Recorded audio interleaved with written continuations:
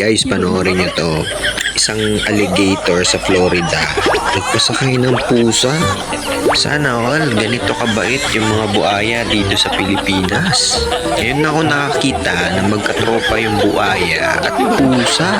Hindi na nanakmal, hindi katulad dito sa atin kahit pakiusapan mo pa na lay, wag lay, maluoy ka lay, wala, kakakmalin ka pa rin.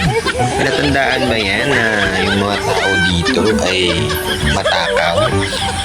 Kahit busog na, hala, sige pa rin, kain pa rin. Hindi na uso yung awa-awa o konsensya, di ba? O, tingnan nyo naman. Namasyal pa sila. Pinabayaan na ng buhaya. Ewan ko kung busog pa to o gutom. Sa atin kahit busog nananakmal. Legit to hindi to AI. Tingnan nyo mabuti, nakuha yan sa CCTV. Captured by the CCTV footage sa Florida. Tong pusa pala, bago niya na-meet lang tong buhaya, nagkakaintindihan natin na hindi siya kinain. Abay, komportabling sumakay, wala man lang kaba. Oo, di ba, pinasyal siya sa tubig. Una-una, ayaw ng pusa sa tubig di ba?